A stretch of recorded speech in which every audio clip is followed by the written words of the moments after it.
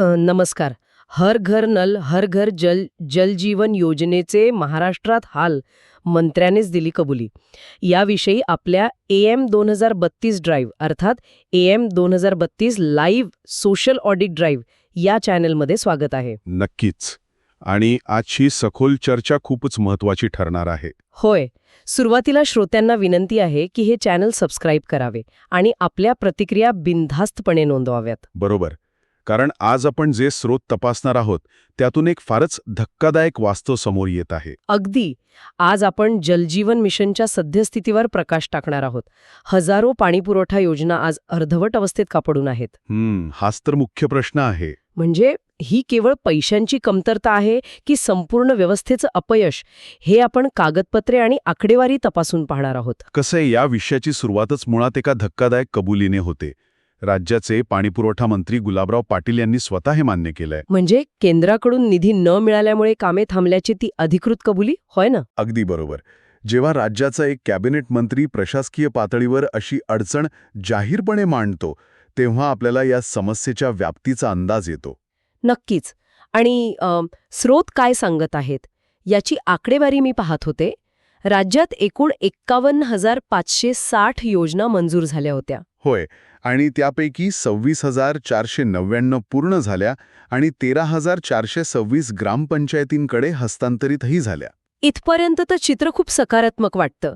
पण खरी अडचण उरलेल्या आकड्यात आहे. अगदी. कारण तब्बल 25,061 योजना आज पूर्णपणे ठप्प आहेत. बापरे, हा आकडा ऐकून कोणालाही धक्का बसेल. चला हे सविस्तर समजून घेऊया. नक्कीच, सांगा. मला इथे एक साधं उदाहरण द्यायला आवडेल. समजा तुम्ही एक घर बांधत आहात. त्या घराचं बांधकाम 99% पूर्ण झाले आहे. भिंती उभ्या आहेत, छत तयार आहे. हो, रंगरंगोटीही झाली आहे. पण फक्त मुख्य दरवाज्याची कडी लावायला तुमच्याकडे पैसे उरलेले नाहीयेत. आणि केवळ त्या एका कडी अभावी सगळं घर तयार असूनही तुम्ही त्यात राहायला जाऊ शकत नाही. या 25,000 योजनांचं अगदी तसंच झालंय. ही उपमा अगदी चपखल आहे. कारण इथे सर्वात रंजक गोष्ट म्हणजे आकडेवारी बघा. 10,049 योजना अशा आहेत ज्या 75 ते 99% पूर्ण आहेत. आणि तरीही त्या पैशांअभावी थांबल्या आहेत. हो. आणि त्यांना पूर्ण करण्यासाठी सुमारे 12,196 कोटी रुपयांची गरज आहे. बापरे. आणि अजून काही योजना आहेत ज्या निम्म्याहून जास्त पूर्ण आहेत, बरोबर? होय. 8,324 योजना अशा आहेत ज्या 51 ते 75% पूर्ण आहेत, ज्यासाठी अंदाजे 12,650 कोटी रुपये लागतील. म्हणजे याचाच अर्थ असा की बहुतांश योजना या अंतिम टप्प्यात येऊन अडकल्या आहेत. गावांमध्ये खड्डे खोदून झालेत, पाईपलाईन टाकून झालीये. पण मुख्य जोडणी किंवा जलशुद्धीकरण प्रकल्पाचं काम थांबलंय. आता इथे एक अत्यंत कळीचा प्रश्न निर्माण होतो. कोणता? एखाद्या मोठ्या प्रकल्पाची आखणी करताना निधीचे टप्पे कसे असतील याचा विचार आधीच केलेला असतो. तरी कामे अशी का थांबतात? तेच तर. याचे उत्तर फंड फ्लो मॅनेजमेंट म्हणजेच निधीच्या प्रवाहाच्या गैरव्यवस्थापनात दडलेले आहे. ही केवळ निधीची अडचण नाही, तर हे प्लॅनिंग फेलियर आहे. पण एक मिनिट, इथून पुढचा भाग खरोखरच खूप रंजक होतो. घराचं काम 99% पूर्ण झाले हे ठीक आहे, पण कडी लावायला पैसे का नाहीत? बरोबर. राज्य सरकारकडे स्वतःचं बजेट नाही का? एकीकडे राज्य सरकार म्हणते निधी द्या, तर दुसरीकडे केंद्र सरकार म्हणते आधी करार आणि अटी पूर्ण करा. अगदी. हे नक्की काय चाललंय? हे केवळ प्रशासकीय कारण आहे की यामागे काही राजकीय खेळी आहे? आपण पूर्णपणे तटस्थ राहून याकडे पाहिलं तर यामागे एक ब्लेम गेम मॉडेल काम करतंय हे आपल्याला समजावून घ्यावं लागेल. Blame game model? म्हणजे एकमेकांवर आरोप करणं? होय. जलजीवन मिशन सारख्या योजना या सहसा केंद्र आणि राज्याच्या भागीदारीतून चालतात. यामध्ये 50-50 किंवा 60-40 असा निधीचा वाटा असतो. म्हणजे केंद्राने पहिला हप्ता दिला की राज्याने तो खर्च करायचा. बरोबर. आणि मग राज्याने त्याचं युटिलायझेशन सर्टिफिकेट म्हणजेच उपयोगिता प्रमाणपत्र आणि काही अटी पूर्ण करून केंद्राकडे पाठवायच्या असतात. पण मग ही प्रमाणपत्रे वेळेत दिली जात नाहीत का? तिथेच तर अडचण आहे. ग्रामपंचायत आणि जिल्हा पातळीवर तांत्रिक ज्ञानाअभावी किंवा लालफितशाहीमुळे ही कागदपत्रे वेळेत जात नाहीत. आणि मग कागदपत्रांची पूर्तता न झाल्यामुळे केंद्र पुढचा निधी रोखून धरते? अगदी अचूक. आणि राज्याकडे स्वतःचा असा आपत्कालीन निधी नसतो जो या थांबलेल्या कामांमध्ये लगेच टाकता येईल. हे तर अगदी दोन भावांच्या भांडणासारखं आहे. एकाने वीट आणायची आणि दुसऱ्याने सिमेंट. हो ना. पण तू आधी सिमेंट आण मगच मी वीट आणेन या इगोच्या लढाईत घर मात्र तसंच अर्धवट राहतंय. आणि यात भर म्हणून केंद्र आणि राज्यात वेगवेगळ्या पक्षांची सरकारे असल्यावर काय होतं ते बघा. हो, मग तर या प्रशासकीय अटींचं रूपांतर राजकीय हत्यारात होते नाही का? नक्कीच. निधी रोखणे किंवा उशीर करणे हे दबाव तंत्र म्हणून कसे वापरले जाऊ शकते याचे हे उत्तम उदाहरण आहे. म्हणजे अटींची पूर्तता न करण्याचं कारण देत केंद्र निधी थांबवते. आणि राज्याकडून स्वतःच्या प्रशासकीय त्रुटी झाकण्यासाठी केंद्राने पैसेच दिले नाहीत असं सांगून केंद्रावर दोष ढकलला जातो. म्हणजे हा दोन्ही सरकारांमधील समन्वयाचा आणि संवादाचा पूर्ण अभाव आहे. अगदी. या कागदपत्रांच्या युद्धात प्रत्यक्ष नुकसान मात्र तळागाळातील लोकांचे होते. होय. तर या सर्वांचा अर्थ काय होतो? आपण कागदावरील या आरोप प्रत्यारोपांच्या खेळातून बाहेर पडून प्रत्यक्ष वास्तवाकडे वळूया. नक्कीच. जमिनीवरचं वास्तव पाहणं खूप गरजेचं आहे. आज ग्रामीण महाराष्ट्रात अशी हजारो गावे आहेत जिथे पाईपलाईन टाकली आहे पण पाणी नाही. पाण्याच्या टाक्या बांधून तयार आहेत पण पुरवठा नाही. आणि या वास्तवाचा थेट फटका कंत्राटदारांनाही बसतो. त्यांनी बाजारातून उधारीवर साहित्य आणलेले असते. आणि सरकारकडून त्यांची बिले महिन्याच्या महिने निघत नाहीत. बरोबर. मग भांडवल नसल्याने ते काम सोडून देतात. यामुळे तर लोकांचा ग्रामपंचायतींवरचा विश्वास पूर्णपणे उडत असेल. हो ना. सरपंचांना आणि ग्रामपंचायत सदस्यांना लोकांच्या रोषाला सामोरे जावे लागते.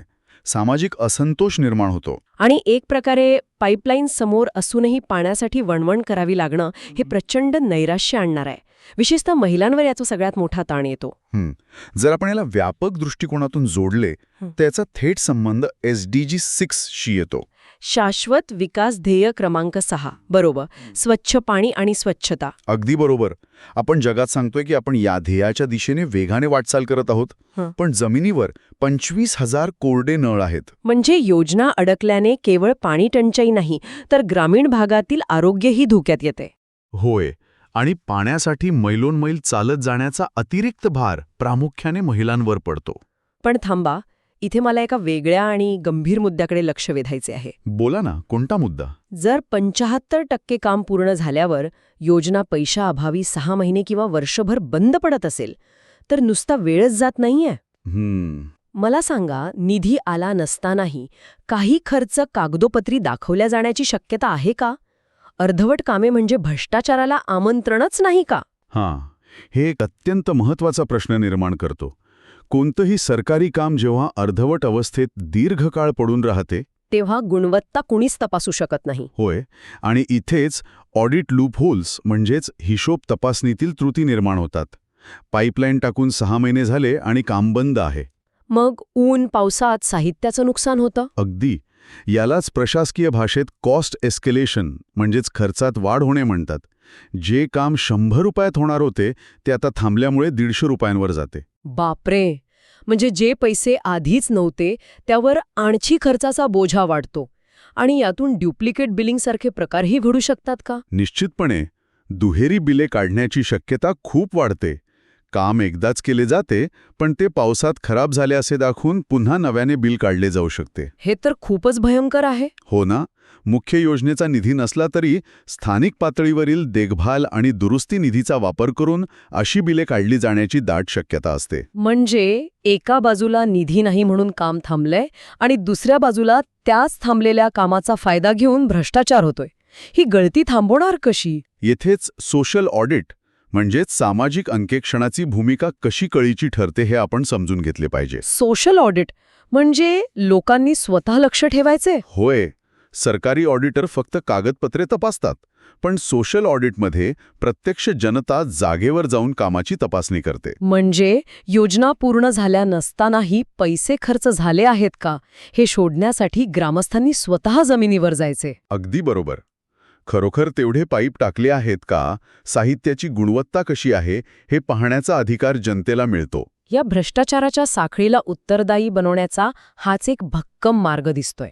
पारदर्शकतेसाठी लोकांचा सहभाग किती महत्वाचा आहे हे यातून स्पष्ट होतंय. नक्कीच. आजच्या या चर्चेच्या निष्कर्षाकडे येताना एक गोष्ट प्रकर्षाने जाणवते की कागदावरील आकडे आणि वास्तव यात खूप मोठं अंतर आहे. मंत्री म्हणतात की प्रस्ताव तयार करून केंद्राकडे पाठवणार आहेत. पण त्या प्रस्तावाला किती वेळ लागेल? तेच तर. निधी केव्हा येईल आणि याची जबाबदारी कोण घेणार? हे प्रश्न आजही अनुत्तरित आहेत. जर 75% पूर्ण झालेली कामे ही 2 सरकारांच्या समन्वयाअभावी मार्गी लागत नसतील, तर हा प्रश्न केवळ निधीचा नाही, हा व्यवस्थेच्या इच्छाशक्तीचा प्रश्न आहे. पाणी ही मूलभूत गरज आहे आणि त्यावर राजकारण झाल्यावर सर्वाधिक नुकसान हे सामान्य माणसाचेच होते. अगदी खरंय. आज आपण आकडेवारी पाहिली, प्रशासकीय अडचणी समजून घेतल्या, पण जाता जाता मी श्रोत्यांना एका नवीन आणि अत्यंत महत्त्वाच्या विचारावर सोडून देऊ इच्छिते. नक्कीच, मांडा तो विचार. श्रोते हो, विचार करा, जर जगण्यासाठी आवश्यक असणाऱ्या पाण्यासारख्या मूलभूत गरजेच्या पायाभूत सुविधा उभारण्यातच आपली व्यवस्था राजकीय आणि प्रशासकीय अडचणींमध्ये एवढी अडकत असेल, एवढी हतबल होत असेल, तर भविष्यात हवामान बदलामुळे येणाऱ्या भीषण दुष्काळासारख्या अस्मानी संकटांचा सामना आपली प्रशासकीय यंत्रणा कशी करू शकेल? खरोखरच अस्वस्थ करणारा पण गरजेचा प्रश्न आहे. आज जर आपण 99% बांधून तयार असलेल्या घराला केवळ प्रशासकीय अटींमुळे कडी लावू शकत नसलो, तर उद्या जेव्हा त्या घरावर निसर्गाचे मोठं संकट धडकेल, तेव्हा ही व्यवस्था आपल्याला वाचवू शकेल का? नक्कीच. श्रोत्यांनी यावर सखोल विचार करणे गरजेचे आहे. हा एक असा प्रश्न आहे ज्याचं उत्तर आपल्याला प्रत्यक्ष कृतीतून शोधावे लागेल. आजच्या या सखोल चर्चेत सहभागी झाल्याबद्दल धन्यवाद. विचार करत रहा आणि आपल्या प्रतिक्रिया नक्की नोंदवा.